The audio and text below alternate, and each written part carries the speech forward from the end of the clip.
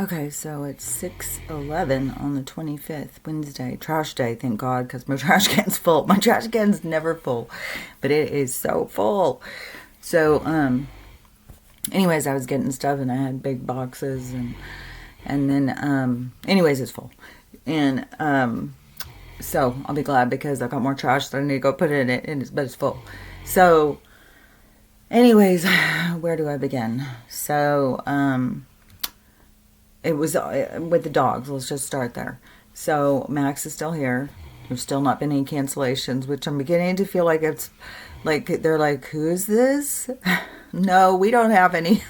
It's like, okay. But did go in twice and say, no, we're not doing it. So maybe that's, I don't know. But with Ruthie, now, yesterday I found a whole bunch more injuries on her, which I did not see. I feel so nauseous right now.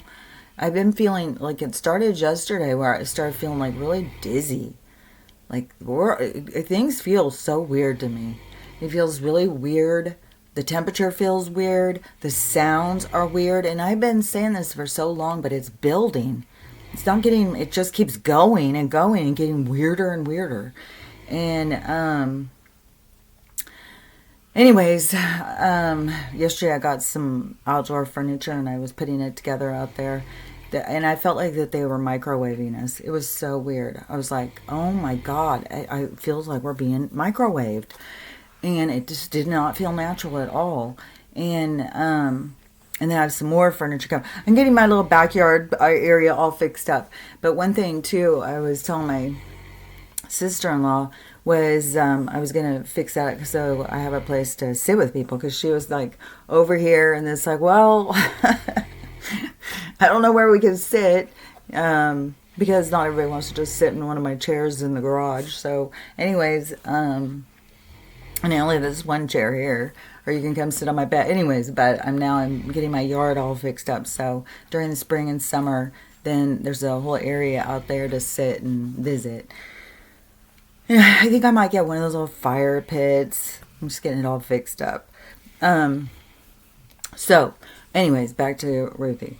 So, Ruthie, I had noticed that she was limping around. And I thought, well, it was probably made her sore. Because no matter what, I mean, she's taking on a dog that probably outweighs her by not over 100 pounds. I bet you Ruthie's probably 75 to 80 pounds. Probably closer to 80. Could even be 85. Stell's 165. And so if somebody's 165 and they're like pulling like this and you have them by the side of the face, then it's gonna, you gotta hold on with all your might. And so she had Stella by the side of the face right here. And she had her like, and I could tell where it was because there was so much slobber right there when Stella came in here, and I was trying to clean her up and see what her injuries were. And so she had her on their ear, because it was slimed, and the side of her face, so like this, with her jaws of steel. And so stupid me, I'm trying to stick my hand in there and pry her mouth open. And I used to sit there and think, what in the wackadoo shit is wrong with you? Like, God, Kelly, get your shit together. But now I got the air blower, and I have done it again. I did it in here yesterday. It blew my friggin' earbud. And they all scattered. I was like, damn, that was intense. So anyways, I'm using that as my safety tool for no more extreme fighting. And it wasn't like extreme fighting, because I've seen some dogs fight, and it just like, they don't just grab on and hold on.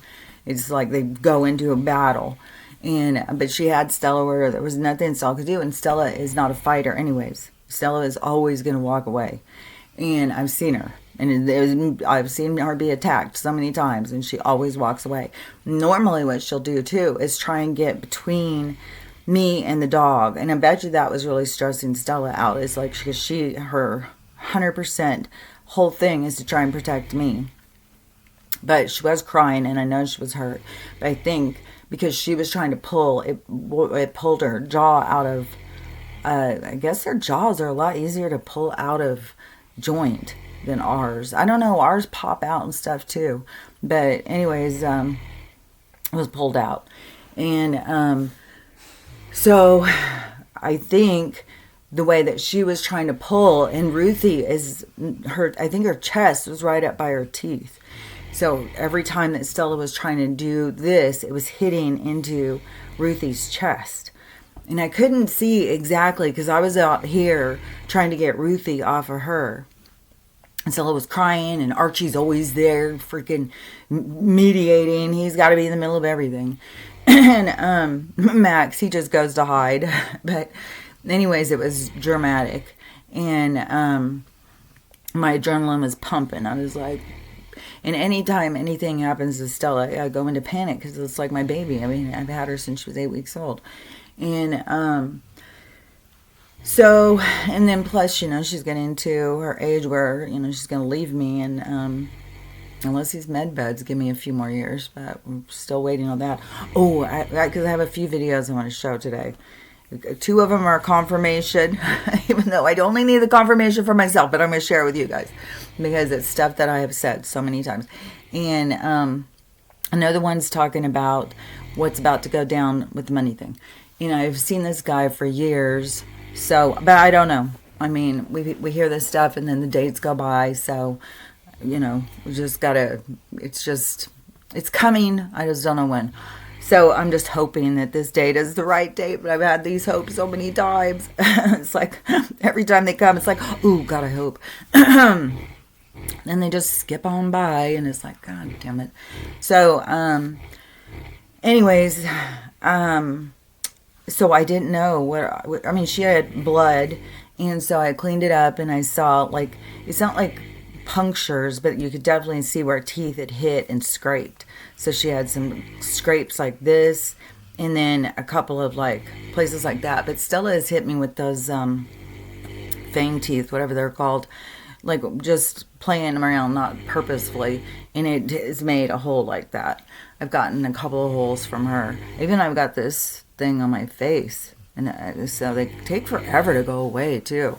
And I don't remember if this was from her tooth or if she, I think it was, because usually it's like I'll be going over like this, and at the same time she'll turn right into my face, and usually that's how I'm always getting hurt, by her teeth.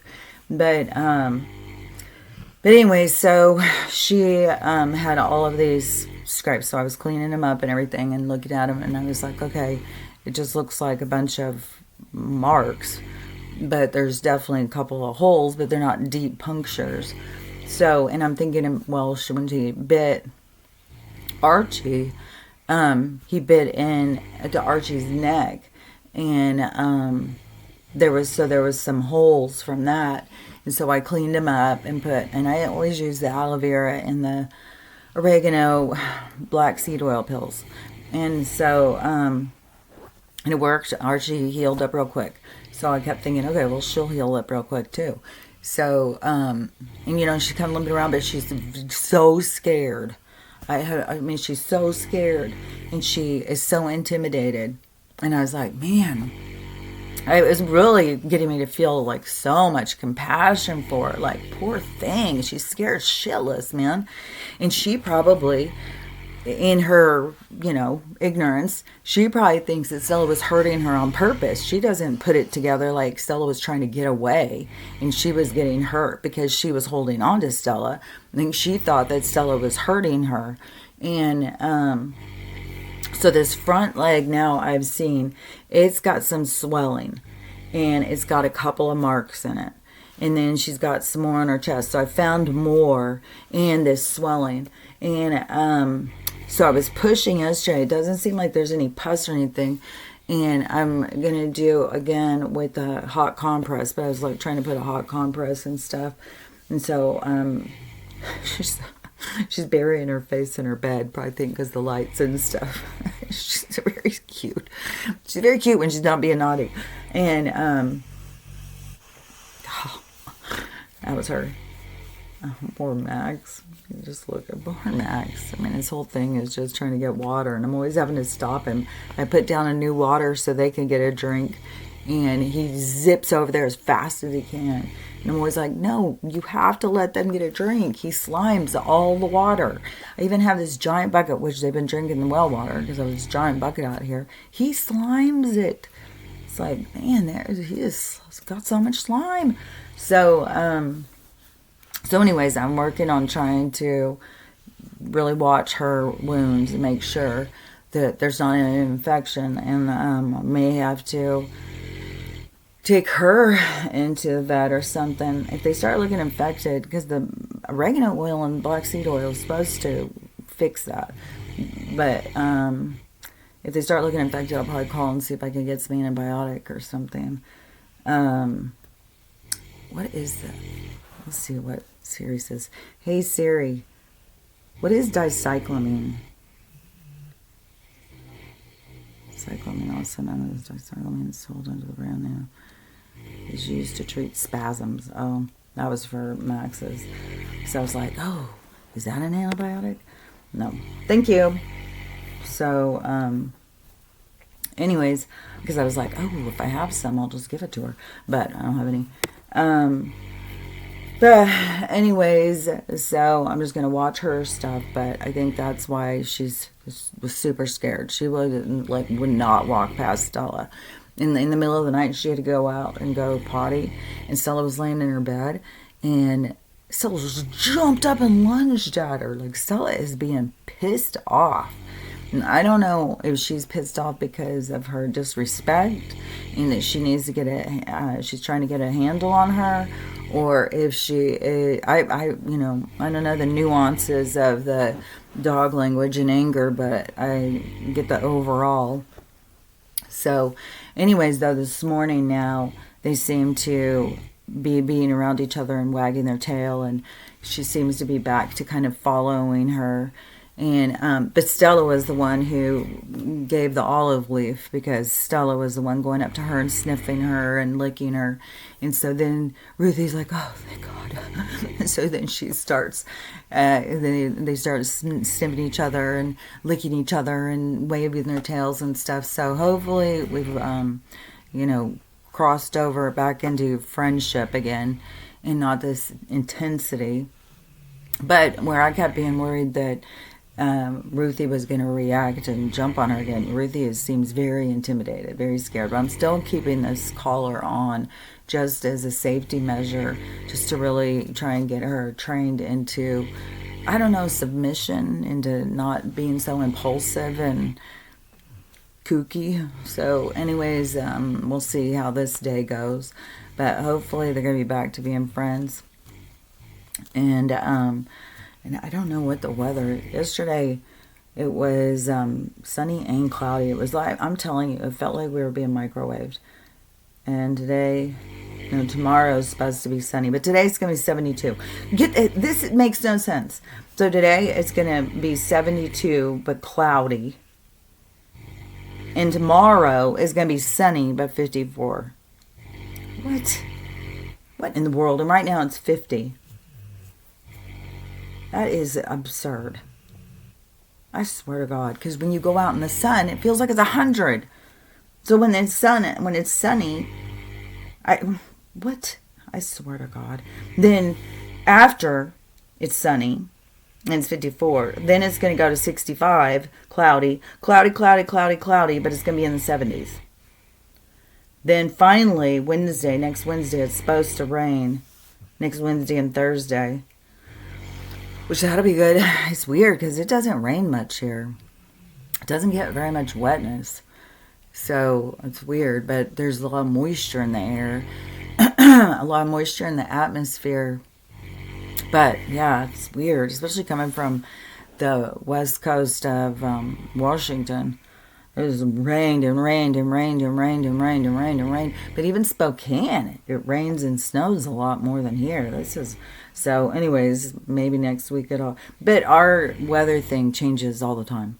You look at it one day and it says it's going to be this. Then you look at it the next day and it's totally different. But yeah, that's absurd. It's going to be cloudy. Yesterday, the clouds were so weird, artificial. I don't even know. The sky's just abnormal, and so when I was sitting outside making this furniture, and I wasn't sitting directly in the sun, but when I went in the sun, it was so freaking hot. It was like cooking you hot. And then when you go into the shade, then it's not hot, but it feels like microwave.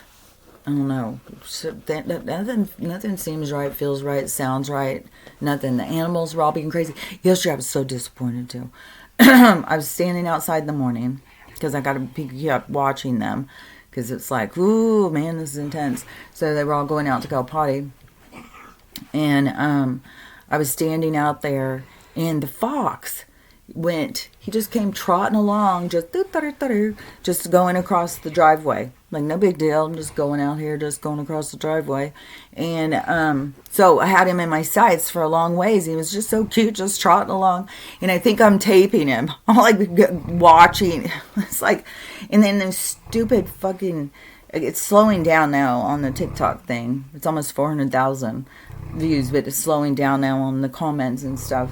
But I think a comment were going across, so I couldn't see, and I thought it was my video was on, but it wasn't on. And so then when I noticed, I just got him right at the edge. I was like, damn it. And then when I saw that whole herd of deer, because they were going across the same place, it was like the same thing. This keeps happening. I think I push it and it's recording, and then it's not. It's like, son of a bitch. And but anyways, so yesterday I got a good view of the fox. He's still alive for now, but now that he's up by the street, that sheriff fella who likes to kill animals, he'll be on that. So who knows how long this poor thing has. I went and put him some more food out, but it's probably, I don't know, just a few chicken bones every couple days. I don't think is sustaining him. He's like, I need more. Sorry. It's like, so anyways, so the weather, so we're gonna sit outside, I think, today, enjoy my new furniture, and I don't know, maybe listen to music.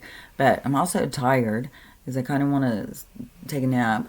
Yesterday when I had my computer out and I had a cup of tea, and I said I had some mishaps, and my light thing went inside my cup of tea. I picked it up, and then I dripped tea on my computer, and then my computer started acting all whacked out, and I was trying to shut it down and stuff. And so anyways, I made an appointment at the Geek Squad to go in and have it looked at, which I swear to God, I don't, like, it was the weirdest thing. This appointment was so fucking weird. But anyways, my computer kept talking. It would shut the fuck up. And so he turned that off, which I think I could have turned it off, and then it was working fine. So I don't know what I was asking him, because the insurance thing I bought says about water damage. He's like, well, you still get charged. So then I showed him, and he goes, well, I don't know. If you got that, then I guess maybe you don't. Just if there shows water damage, then it gets replaced, I think. So that's what I'm saying. It's like this fellow didn't know anything. It's like, what has happened to the experts in anything? Where have they gone? Are they all just independent workers now? They don't work anywhere else? Home Depot, all their employees, and Lowe's used to be able to go in there, and every single, like if you went to plumbing, it was plumbers. If you went to electric, it was electricians. If you went to flooring, it was floor people. Like everywhere you went, it was experts, and so you could get information. Now it's just all you ever get is like, wow, I don't know. Don't ask me. What are you asking me? Oh, well, I thought I came here to talk to you. So it's like, what in the world? This world is just odd. It's just strange. Just as it's on the steady decline. So yeah, it's weird. Which also, Tina had asked about if I had been to the dermatologist, and I've talked about this a couple times, but I'll say,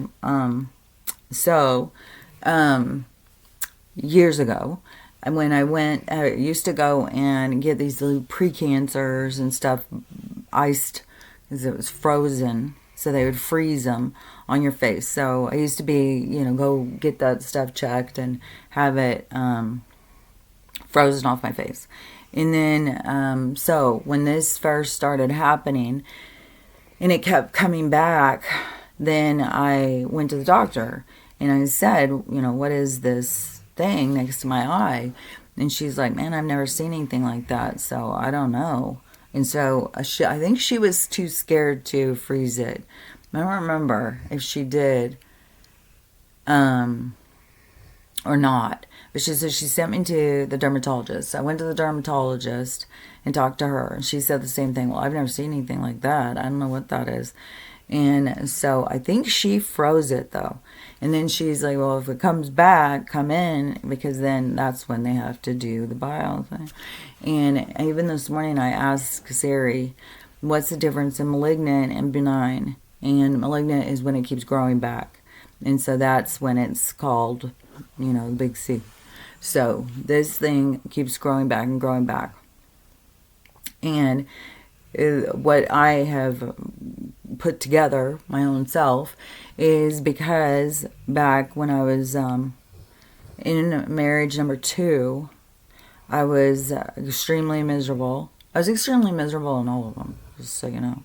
And I was just miserable. It was just not giving me what I wanted in life, and I was miserable. I don't know, I was going in the wrong direction. And my expectation was that some of this stuff was going to fix things, and I had to fix them for myself. And so that's what I was taught by all these people I was married to. So I had deep lines right here from this this thing where you're always just like, So I had these lines. So I would get them toxed. So I would go in and get them, and I got them done a few times. And so that, I didn't think anything else about it. I stopped doing that. It probably when I lost my license, or when they stopped being there. So then it was only till recently, in the last few years, is where I started seeing doctors talking about, if you've had this stuff put in, the freezing one, so the tox, or the filler, any of that stuff that now is causing C in the face. So that is where I was like, oh, well, yeah, I had that right there. So, and it migrates. And I've had problems with my eyes because of the brain, when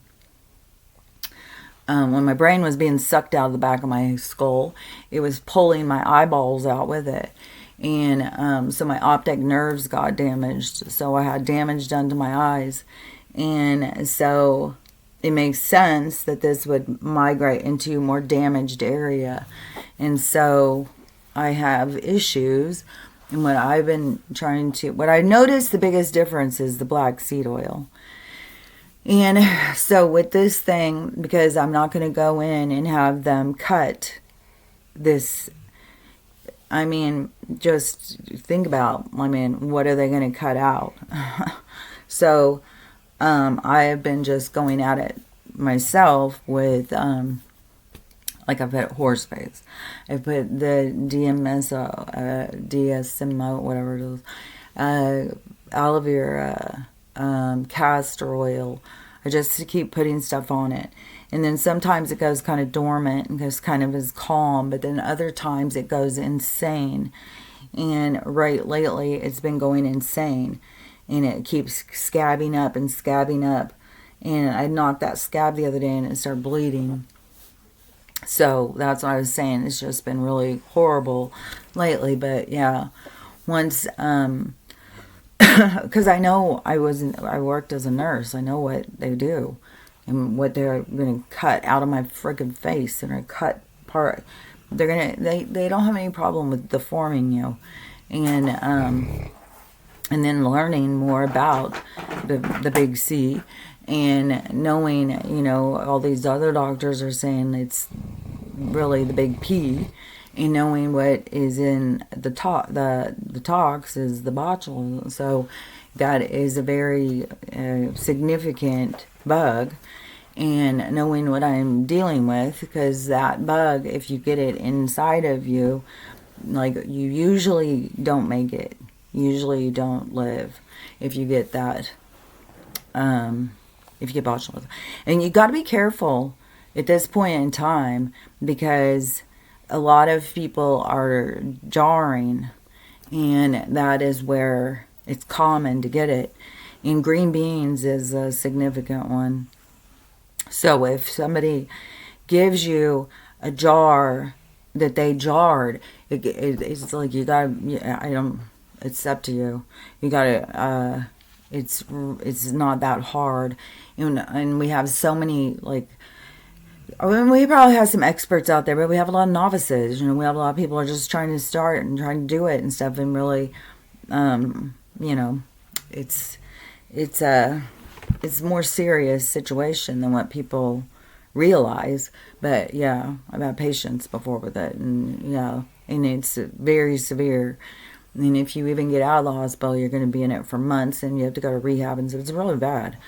So anyways, it's a very toxic bug, and it is, it seems to be nesting next to my eye. So, and it causes a lot of interference in this eye. So,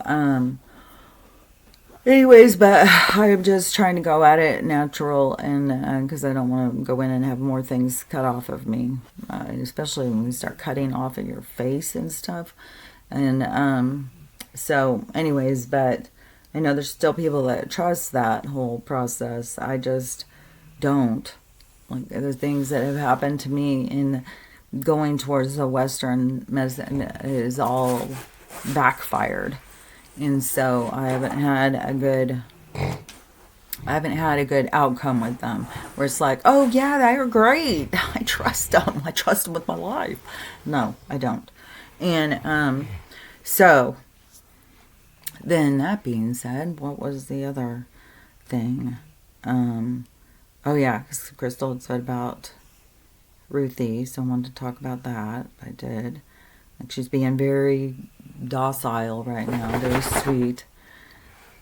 And still, she keeps shaking her head, because I know this is still bothering her, whatever's going on over here. And I keep cleaning her ear.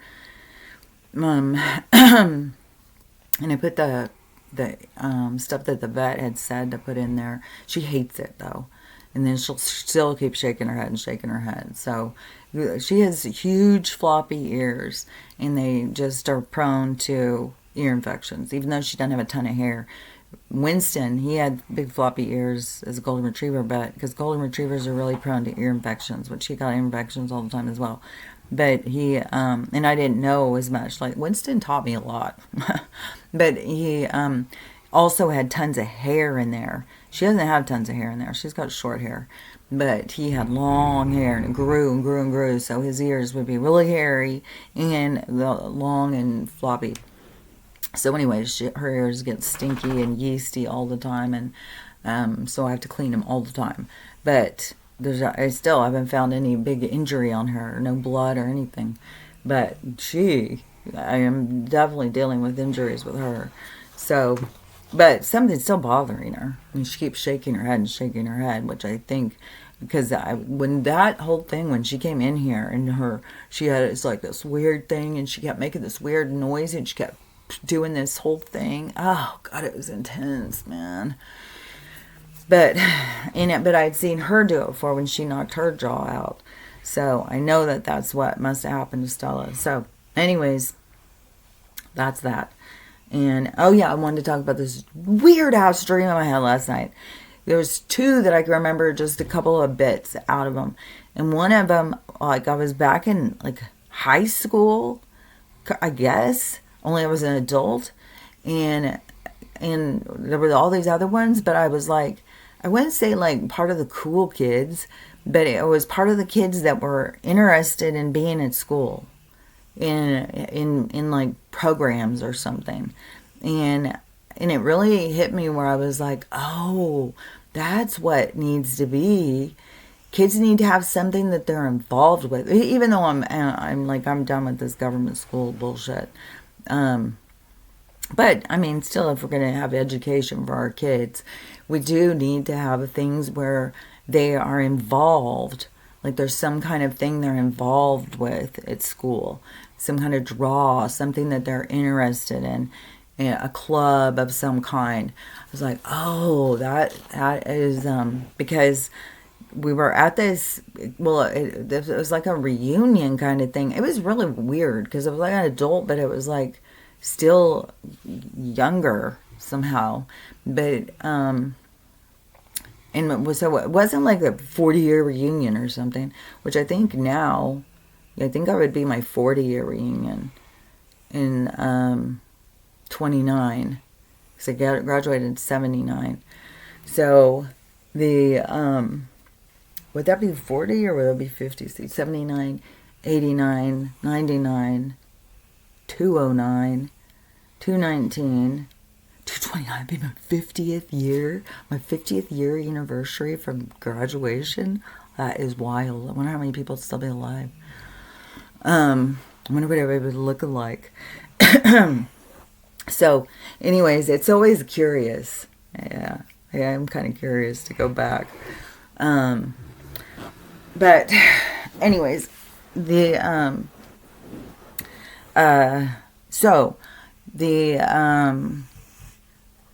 the school thing, I was with all these other kids or other adults, and it was weird because I was like looking at them all and thinking, and I was like, this is all that's here? These are only the ones? And they were like, these are the ones that were involved. These are the ones that care. But yeah, because it was like right after graduation. That's what it was. And I was like, well, was there no one else in the class? How is there only this many? It's like, no, most of them don't care. They don't care to come. I don't know if it was a party or what it was. It was really weird because we were standing in a hall as a group. And why was I asking all these questions when I was a part of it? It's really weird. So it was really weird, this whole thing. Okay, girl. You gotta give me a little more time. Oh, sorry. I know. It's very inconvenient for you.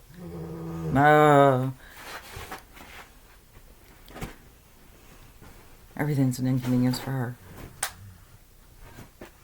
Now what? Now what is it, Grumbles? What are you doing? She's so slow. What is it? This is Grumbly Grum.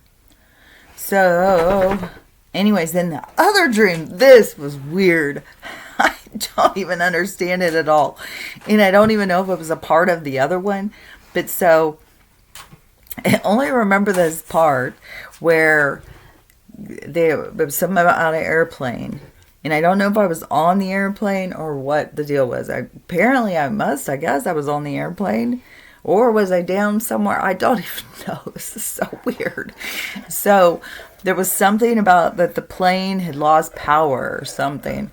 And so this dad had gone out and he was holding the plane up in the air, pushing it.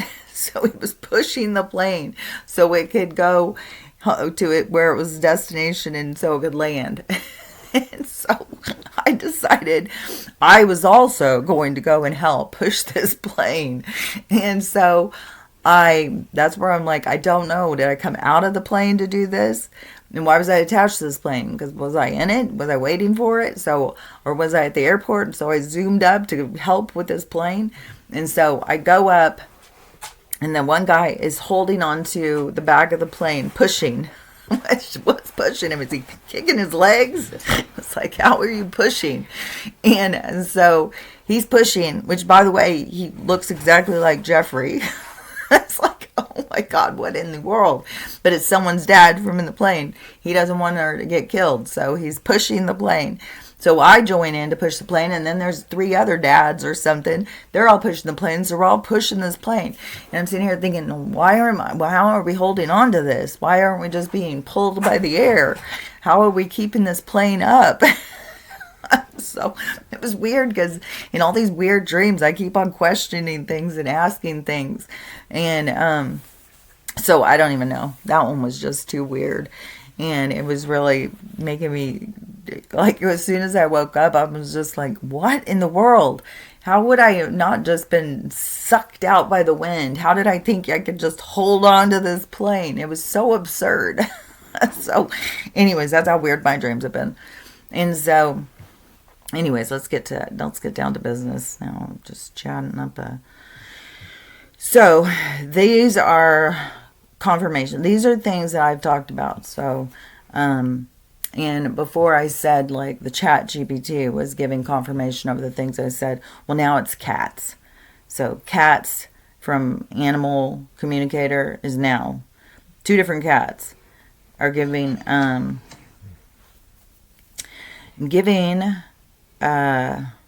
confirmation. So we'll listen to this one first, and then we'll listen to the other one. So let me turn this up some.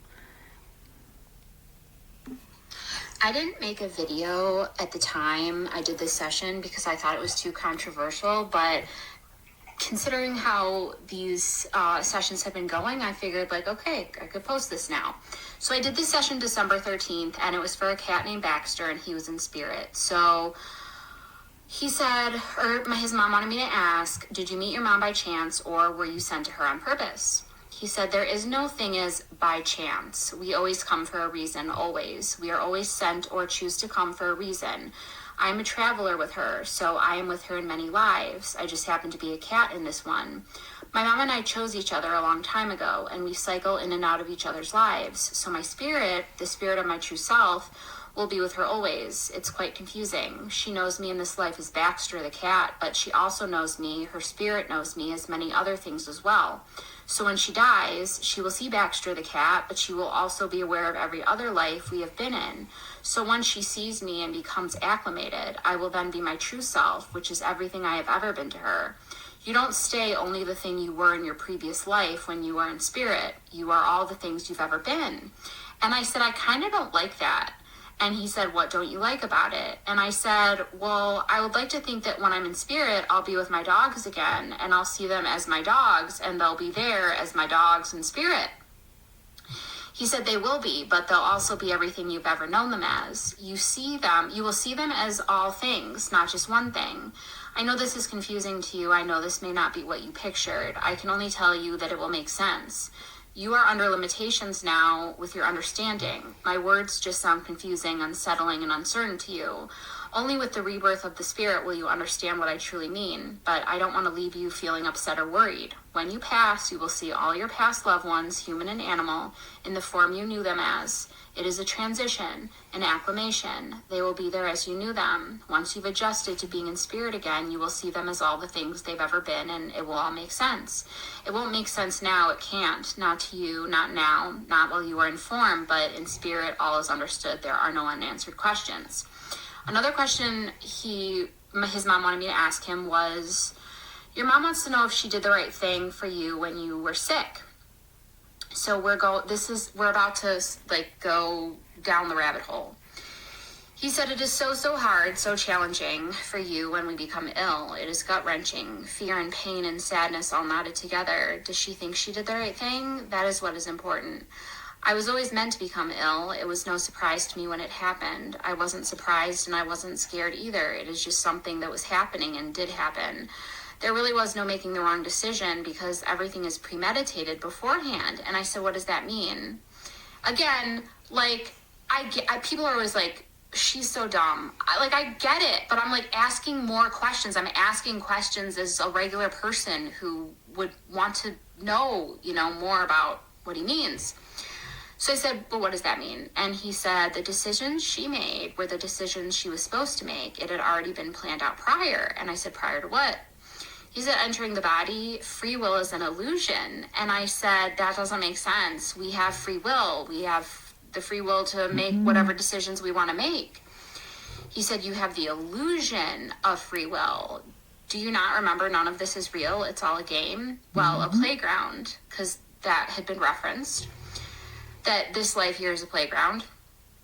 I said, yes, but I could choose to get up right now and move to my couch or choose to stay where I am. That is free will. He said, whether you move to a different seating location has no bearing over the things you will and won't experience in your life. It depends on what the choice is and how it will affect what you have come to experience. Do you wish to keep talking about this? And I said, yes, actually, because I don't understand. What about the butterfly effect? So again, please don't hate on me because I'm not understanding. This was back in December.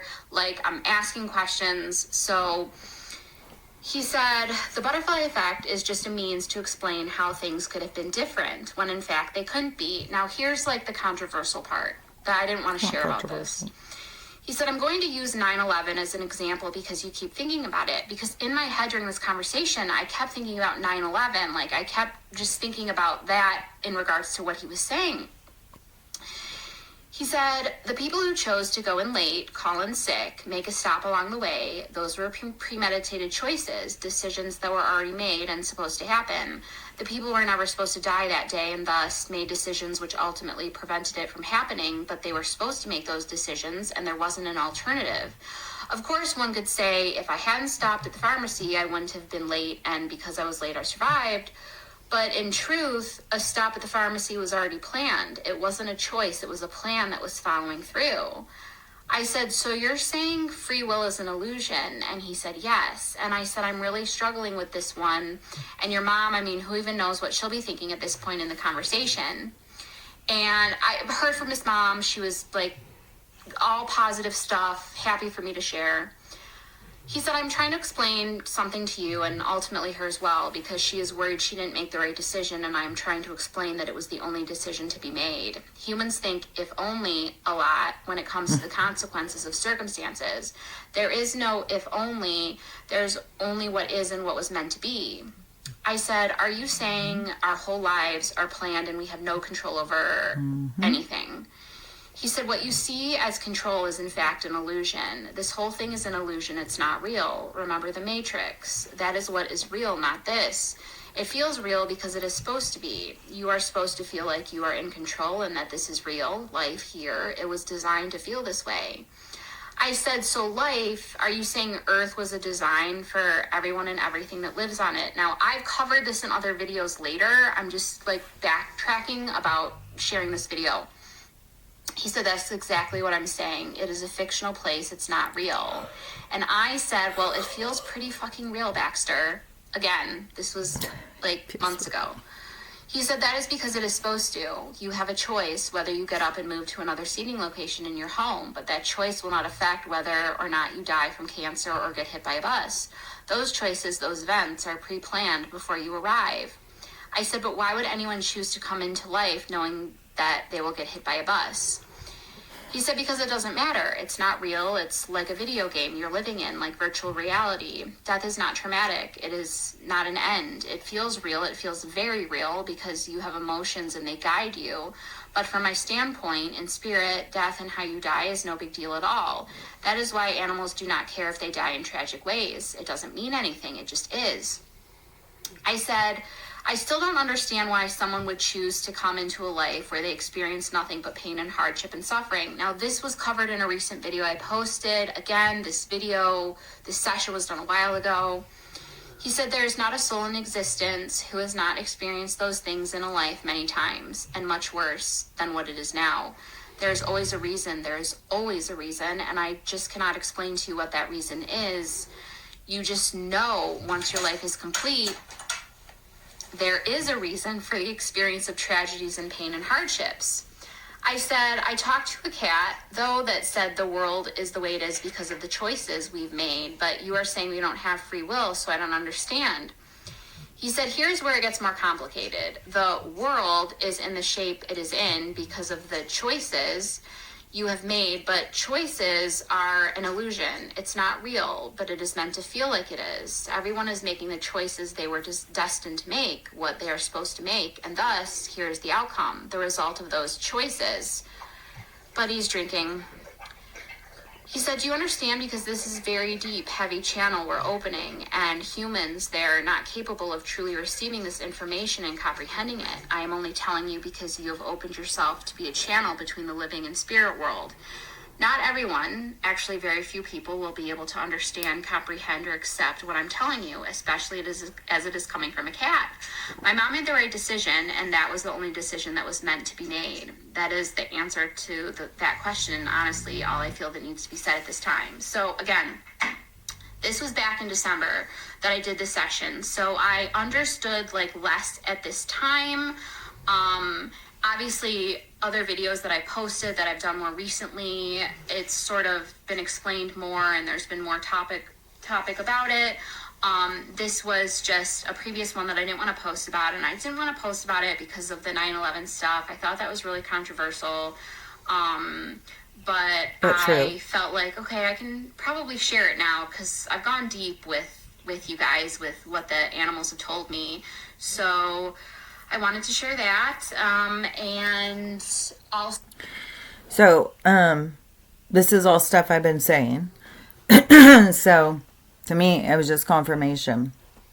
But I thought it may be easier, the more you hear it explained in different ways, it may be easier to comprehend. But this is what I've been saying. And the idea of choices, so that you are making choices, but it's choices that you are always destined to make. And that is what writes the story. And so we are in a mess, but it's the mess of our own making, because it's a part of the storyline of where we take something, how something goes in a certain direction, so that we can experience it, because we learn from the direction that it takes us. And so that's what I'm talking about, even where these people keep saying, well, we all come together, we change the outcome, we'll change what's going to happen to the people. It's like, you can't. We're here for this story. We're here for the story. We're here for this ending. This ending is going to happen, and this ending is what changes mankind, man's mind. This is how we evolve. This is how we elevate.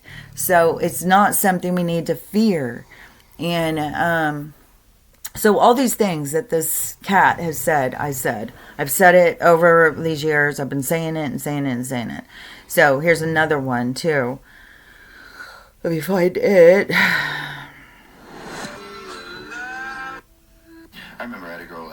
I thought this was just cute. Like, she knew I had a dog, but she didn't realize. This is true. My dog slept in the bed, so we're going to sleep. He starts to get up in a spot at the end of the bed, and she kind of oh, you let your dog sleep in the bed. Ma'am, I would let him represent me in court, okay? That's my little Brucey the Sprucey, okay? When he's bad Brucifer, but we don't talk about those times. I don't think you get it. He does my taxes, okay? I've had him since he was 6 weeks old. He is my little meatball, my gift from whatever God you choose to believe in. That is who created Bruce. Do I let him sleep in the bed? At this point, I don't know if you're gonna sleep in the bed. The fuck are we talking about here? Do I let him sleep in the bed? He lives here. You are a goddamn guest. And at this point, that's yet to be determined. Ask me if my dog sleeps in the bed. I like that. I think that was funny. Another boat is coming. It was just... Okay. It was, Okay, this is the end. She's about to start it again. I'm going to go to bed, but I wanted to post this, and that's all. Okay, here we go. Okay, I was so eager to make this video, and I just heard back from his mom, and it's 10:20 at night. I'm in my robe. I have no makeup on, and I was like, I have to make this video right now. I was on pins and needles waiting for her to give me permission to post about it. So I did a session with a cat named Capone, and he was in spirit, and he died in a house fire, and I was nervous to do the session. I knew going in that's how he died. And he said, my death was peaceful. I went to sleep. I wasn't afraid. And I said, but how could you not be afraid with what was going on? He said, because I had made peace with my journey. It had reached completion. I closed my eyes and let the fire take me. And I said, but why? He said, you will keep asking why, despite the many times I will explain. I don't think you will reach a point of understanding. An animal's body can feel fear, pain, anxiety, worry, sadness.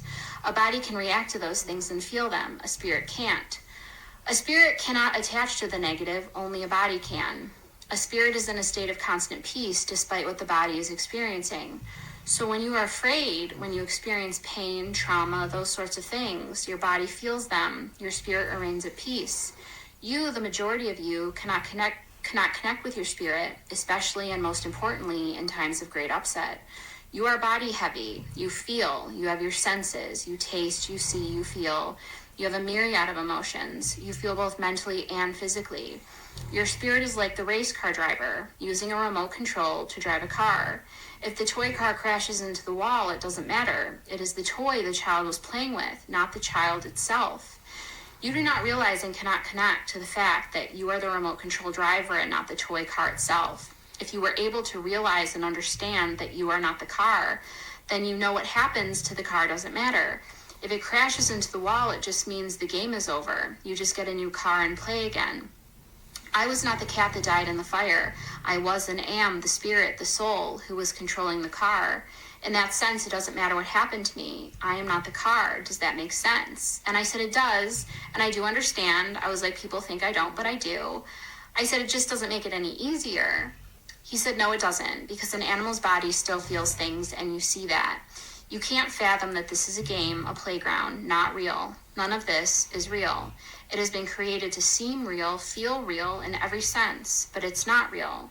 We are supposed to be the toy cars here, not connected to the truth that the spirit is just controlling them, us, and we're not real. We're not real here. None of this is real. It's like a movie that continues, a movie spanning the depths of time. Abraham Lincoln, Jesus Christ, Moses, Gandhi, Alfred Hitchcock, Winston Churchill, all characters. Don't know where that list came from. He said, you are a character, I was a character. Capone was, and the movie continues. We are the actors, not the people playing them, meaning we are the spirits, not the bodies our roles are played in. You asked if I was afraid, and I was not. You didn't understand how. It is because I knew that I was just a character in a movie that isn't real. It is like a dream, in the simplest sense. If you are dreaming and you realize in the dream that you are dreaming, you know nothing can hurt you. You know it's not real. Whatever happens, you wake up. It was just a dream or a nightmare, depending. Death is waking up from the dream. So however you die is just the way in which you wake up. See that it was a dream. And then he was like, I think we should move on. Like, my mom has other questions. So the next question his mom wanted me to ask was, did you suffer? He said, no pain came to me, nor fear, nor upset. Quite the opposite. I felt at peace, like I said, and it is hard for you to look at it that way because humans are so attached to their bodies and so disconnected from their spirits. Not all, but most. And yes, before you ask, it is supposed to be that way. Look at method actors. I spoke to you about how this place isn't real. This is all a movie. Everyone is playing a role. You are what I would refer to as method acting, completely embodied to the role. You don't go home at the end of the day and are your regular self. You are the role, through and through. You don't even know you're acting. If everyone was able to truly connect to the fact that they are not their body, that this isn't real, that they are just the actor, the toy car, then the purpose of this place and everything here would be pointless. You are supposed to be fully embodied here. You are the role. Now, what popped into my head was a Twilight Zone episode called A World of Difference, and I'm going to explain that at the end because it ties into what he's saying. He said, my mom and family picture me scared, helpless, suffering and in pain, alone, terrified, confused, misplaced. That is how you see me, meaning me. That is how anyone would see me having the ending that I did. And to tell you it was the opposite is a hard pill to swallow. You don't remember dying as many times as you have. People who have had near-death experiences know. Most people don't. Most people who have had near-death experiences aren't afraid to die because they know. Now, I just want to touch on the Twilight Zone episode.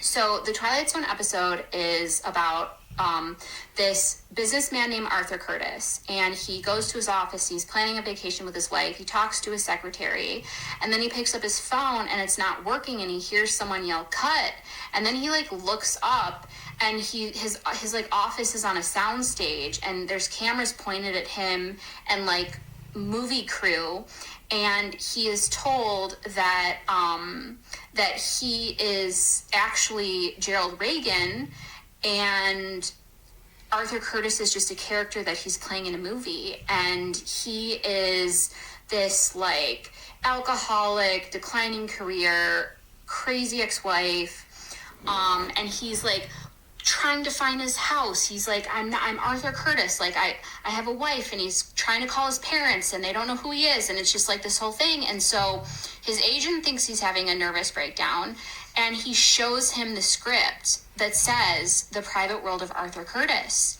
And he tells him, like, this movie is now being canceled because you're basically having a nervous breakdown. And, you know, so he, and the set's being dismantled. So he rushes back, and the set's being dismantled, and it was like, please don't leave me here. I'm Arthur Curtis. Like, please don't leave me here. And then he looks up, and his office it's back to his office. His secretary comes in, brings him the plane tickets. His wife shows up. He's like, we gotta go now. Like, he hears in like echoes of the people dismantling the set, and he looks at his wife. He's like, we gotta go now. And so they leave and go to the airport. And so the reason why I thought it was so interesting that Twilight Zone episode, like, that Capone sort of put that in my mind, is because we're Arthur Curtis, basically. We are not aware that we're basically like an actor playing a role on a movie set. And in this episode, this guy came out of it and like was like, what is going on? Like, all of that stuff. Sorry, I'm tired. I need to go to bed.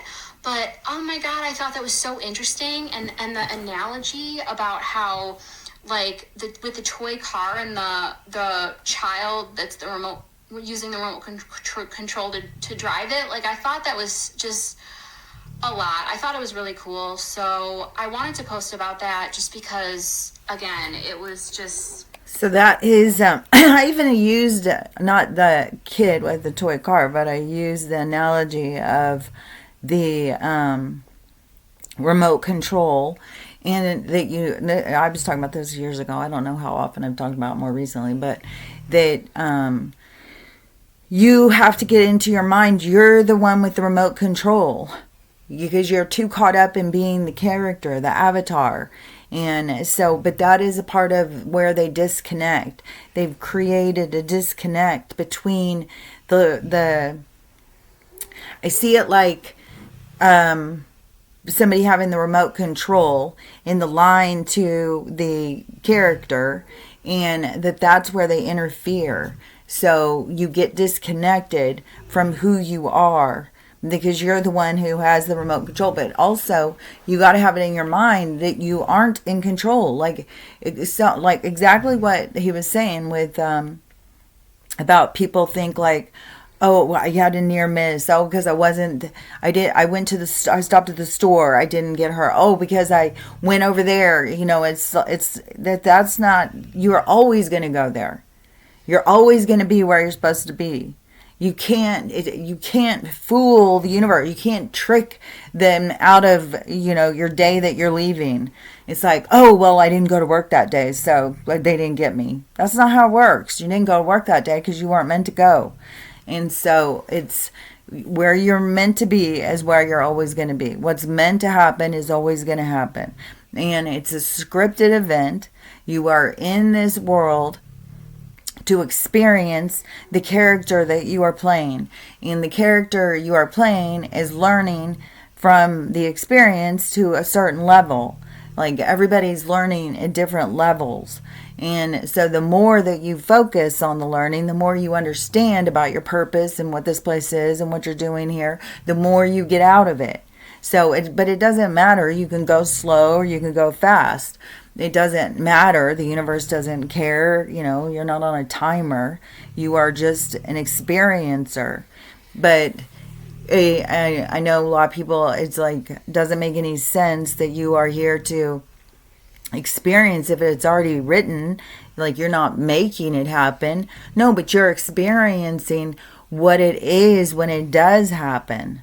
So the way things happen, and then you got to think about the script you pick go together for what it is, like your last lessons that you learned.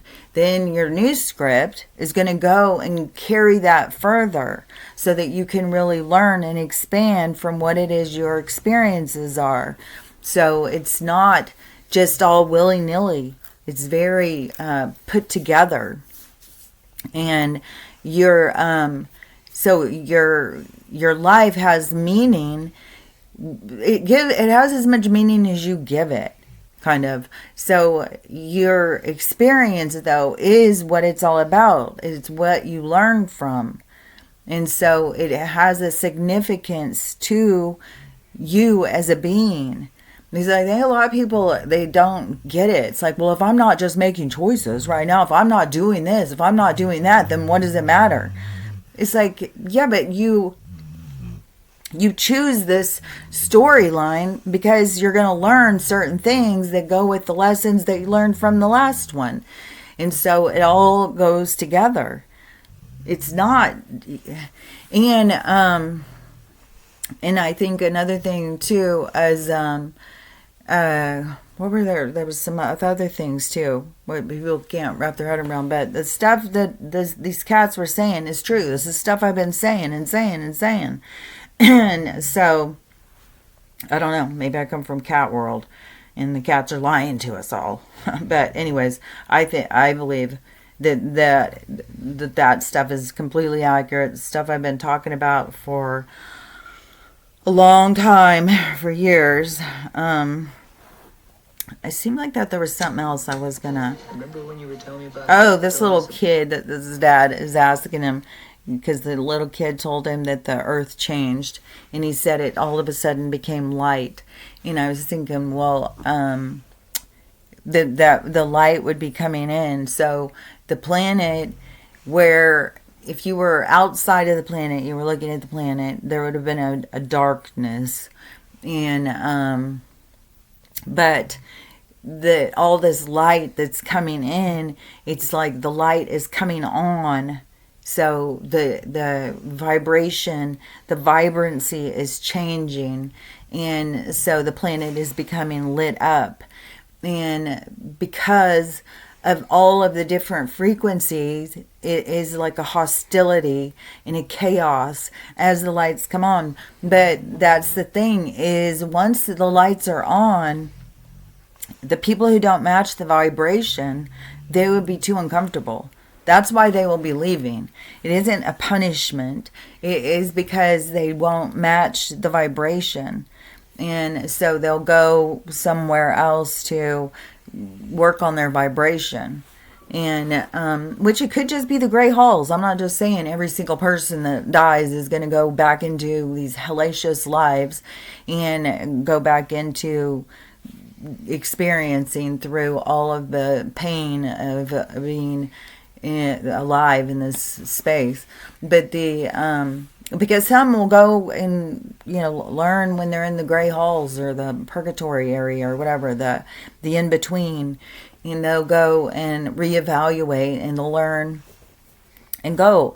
And no matter what, you always, even if we're separating from people and we're going into a place that is more light because we're ready for that experience, and then other people are still working on their vibration to get to that point because they've still got to release their pain and suffering and their judgment and their fright and all these things that have become a part of them through going through the experience. And so it's like all the parts of them that they've connected to too much, and they need to let go of this stuff in order to go in and experience all of these people who they've grown to hate, and to be able to go and experience, love and fun times with them, because they hold on to resentment and anger through all these different pathways of these lifetimes and these entanglements of this energy and stuff. So so just because we don't all go to the same place, which a lot of people, like, we got to just see how it's going to play out, because like I said yesterday, there's going to be a big part where the people at the caboose, the back of the train, they're going to flip, and that's going to give a huge momentum to the collective coming together. But once this flip happens, that is going to be a huge acceleration. So where people can seem stagnant in their ability to be see the truth, then there's going to be an acceleration. So some people who you think aren't healing and aren't doing well or whatever, then something is going to make things, they're going to have a clarity, which there is, what was it? Yesterday it was something, and I don't remember if it was a person saying that there's going to be these big ships coming. Let me see if I can see. There's so many things up in the sky. All these fireballs and all these things going all over the place. So Donald Trump just unbanned incandescent. If Chapel Roan respected her own... The Schumann resonance has been spiking. Okay, here's another example. This is our sky right here. This lady's always showing these different skies. Planet. That's not our sky. You know that's not our sky. No. Okay. That's why the sky looks so weird. Hello everyone, my name is Dejanay Jones. Chapel Roan is now allegedly sending... This Chapel Roan thing, though, is gotten so strange because now it's come out. She's one of the elite people. She is from a really rich family, and not only that, is that she's been trying to be famous for a really long time, and she was even acting and stuff. But she used to go to Grammy camp. I didn't even know they had a Grammy camp. So, anyways, there's way more to her weird stories. So, it's just more things being exposed. So, yeah, that story just gets weirder and weirder. Yeah. Please listen to this entire thing. Someone was stabbed early this morning. Did you guys know that Little Miss I Don't Want to Be Famous this is the one. went to Grammys camp in 2014? It's $3,000 a week, and it's literally what she keeps referring to as summer camp, where she met This all of her one industry talks all friends. about her You met him at family Summer camp? Yes. Like summer camp. and how rich her family is. So, they're Are you in Pueblo, Idaho? one of those That's rich families. But let me find the one to talk about the money thing. If your dream is to have an all-black... Girl, you ain't kidding. So, Here it is. we are due an announcement of Nasara being launched. Now, it's saying, it looks like it's going to be like the first few days in April, so we'll soon see. What they're basically saying is that Nasara will be announced to the globe. So that will show that the system is beginning. And then following that, there'll be an emergency broadcast system going around globally where they're literally going to be spamming out all the documentaries of everything that has gone on to wake up the masses. But in order to do that, there's going to be a message out amongst that EBS saying at some point in the next sort of 5 hours or so, everybody needs to be at home and a global lockdown for 10 to 12 days will begin. During that lockdown, I don't know if that is going to, I don't know. I mean, I've heard that for a long time, and that once that we are in there and our attention, and the only thing that's going to be on the TV is documentaries, is stuff about the truth. And then there's somebody, I can't find that video, but there was some video talking about that there is these giant ships that are going to suddenly be seen up in the skies by everyone, and there's going to be no denying it. So something big is coming, that's for sure. And I'm hoping that the money thing is going to be, because what did I say today, the 25th? Yeah, so next Tuesday would be the 31st. So the beginning of April is next Wednesday, so a week away. And that one Australian lady that talks about the Memphis all the time, I'm sure that she said the day was April 2nd. So April 1st, that is April Fool's Day, right? And then Easter's the 5th. So what, isn't there some days that something prior to Easter? Well, anyways, so if it is that those days are right, so we're a week away from things really changing. But we also have a lot of, that would be the financial thing, the medical thing, but we also have like And who knows, maybe over the next week there's going to start being ships up in the sky or something. Because the 5th is Easter. There's supposed to be something big by the 5th. So, I don't know. Let's all put our minds together. Let's all hope for it. But, you know, what's going to be is going to be. How it's going to play out is how it's going to play out. That's the whole point of divine timing. It's not on a calendar. It's not on a clock. It's on an event schedule.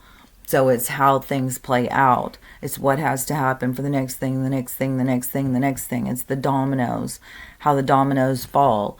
And it's, if this one fell and then this one fell over here, well, it wouldn't have the same impact. It has to go in all of these same ones because they all grow together for the condition, for the experience to be what it is.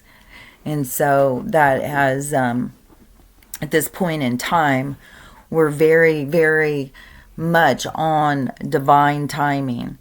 So dates and time don't have the same significance as the events that occur that create the change from mankind, the human experience to evolve. So that's what is the most significant thing. And we don't know what events are going to play out, how they're going to play out, which ones lead to the next ones.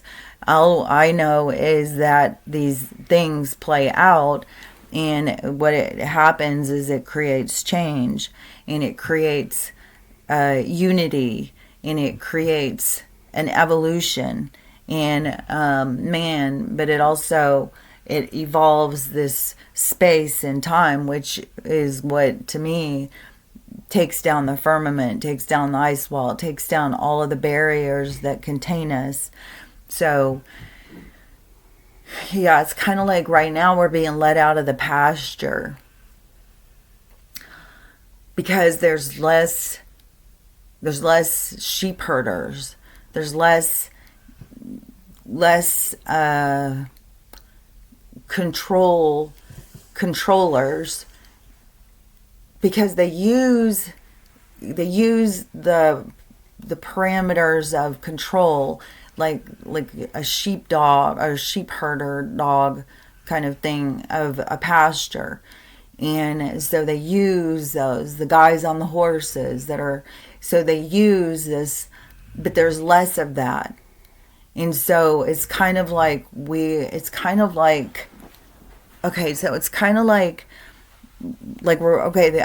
like we're all like the lab animals, like we've all been in the lab, and but now less people are showing up to work, and so the cages are being left open, and some of us are leaving the cage and we're going out and we're seeing, oh, look at this, there's grass out here, there's trees, there's a sky, what is this stuff out here, and we're hollering back into the other ones like, hey, it's not what you think, it's different out here. And those ones are scared to come out of their cage. The cage is all they know. And so they stay trapped in their cage because they're too fearful to go out to the great unknown. But there's many of us that are going out into the great unknown. There's many of us who are going out into the pasture. We're leaving the dollhouse. We're going out to the forest. We're going out and trying to make sense of the world that has contained us. So that is where we're at right now. So there's less workers that are holding us in containment. So we have more ability to go out, but there's also the containment that they created through the programming that has people that can't think outside because they've got to keep their safe space. And so it is most important for you to free range your mind. Open your mind to possibilities. Let the possibilities free flow. Don't try and make sense of things. Even on this video, this video that I did. We'll see where it's at today. There still is these people who try and make sense of things. So 384,700. But there's more videos now that are getting more views too. But Not as many as this one, but there's still people in there that try and make sense of stuff, try and scientifically figure out, why this is this way and why is that way. It's like, you're wasting your time, man. You're wasting your time. Just let it go. Just go. You're way better off just being like, things don't make any sense. Just try and go with the flow of it. It's like, what we would controlled and contained with information is falling apart. And when you have these people who, like yesterday, somebody was trying to explain to me scientifically what's going on, why there's shadows in the sky, why a line being put out by, and you still have some of these people, it's contrails. It's like, shut the fuck up, man. You need to, get more awareness. I mean, they've already come out and said what is going on up there. Geoengineering, like, stop it. Just stop it. Like, if it was like, we would have experienced this. There's been planes up in the sky the whole time. There's been planes up in the sky my whole life. And it's never been like this. This is geo, and it's, about the engine, like, and it's already been proven what chemical and shit like that they're putting up there and what it does to affect us with allergies and sickness and stuff and animals and everybody dying. Like, it's already proven. So shut the fuck up, man. God, it's irritating. It's like you come in with your arrogance, but you're so ignorant. It's like, what has got you so trapped that you can't think outside? And so, anyways, but somebody was sitting there explaining to me, like, whatever, why there's a shadow or some bullshit. And, the sun on the side of the cloud, where it's like, Jesus Christ.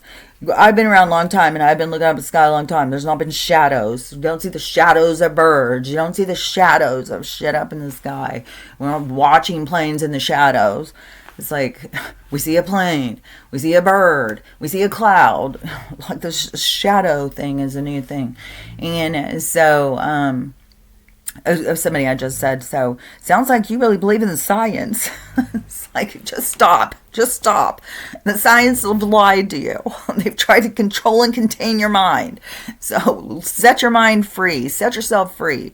Let yourself just go out and spin out. You don't have to try and make it all make sense. You live in a supernatural world. You live in a world where anything's possible. And so just, stop trying to just contain it. Let it go, man. So anyways, but we'll see, what's coming next to us. Well, what's going to happen today. We're still midweek, and we got Donald just going to Graceland signing guitar. Like, I'm not sure. Like, it just is so kicked back. Like, yeah, I'm just out here touring Graceland, just signing guitars. Like, and people are like freaking out. I hate him and stuff. It's like, so that would tell me, like, things are pretty under control. Things are going exactly the way they want them to go. And I think a lot of, like I said, a lot of these people who have been in place to control us and contain us are no longer there. And so we have the ability to start moseying out of the cages. So start moseying out of the cage.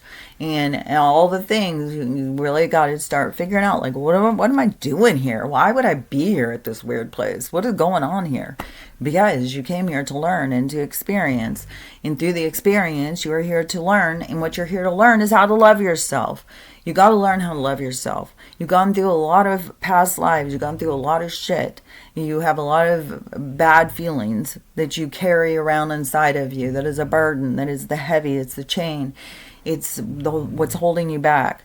And once you can let go of that stuff, then you can move up and out. So learning how to love yourself is so important. Learning how to love everybody else, because if you want to go to a world full of love, you got to love everybody. You can't just go in and taking. It's a give and take situation. You can't be a taker. This is what you're learning. You're learning these parts about yourself. If you're a taker, if you're a giver too much, so you have to find your balance, your center. But it's important to learn how to love everybody else, because that's the world that you want to be in. Then you got to be able to give what you want. So learn how to love yourself, learn how to love everybody, and learn how to have the day you want. How to maneuver through all this information and not get too caught up and hung up and just let it free flow, man. Don't create a dam for yourself. Just go with the flow. So anyways, we'll see what comes our ways today, and we will talk about it tomorrow. So I'll talk to you later. Bye.